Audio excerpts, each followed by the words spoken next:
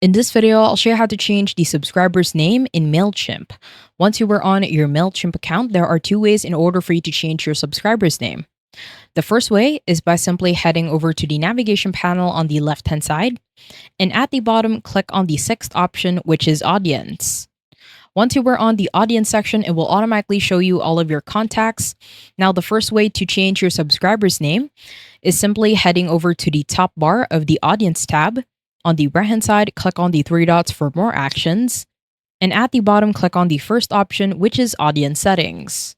Now, on the audience settings in here, you can automatically change the audience name. Now, the audience name is what we call our subscribers. Now, you can change this to match the subscribers of your campaign. So on the right-hand side of audience name, click on the edit button. Once you do that, you'll be able to change the audience name or the name of your subscribers. You do have to take note that the maximum amount of letters that you have to use in here is about 100. And once you're done, head over to the bottom and click on Save Audience Name. Now, the second way is by simply heading over back to the Audience tab, which is on the left-hand side.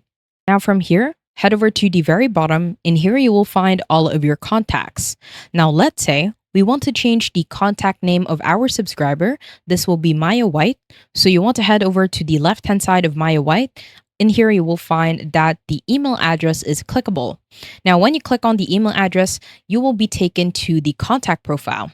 So click on the email address. Once you do that, you want to head over to the contact information, which is below the name. On the right-hand side of contact information, click on the edit button.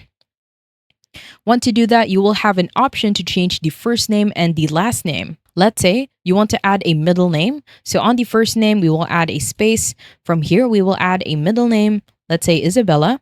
And once you're done with the subscriber name, head over to the very bottom, and on the right-hand side, click on Save Changes. Now, once you click on Save Changes, as you can see, the first name is now set as Maya Isabella.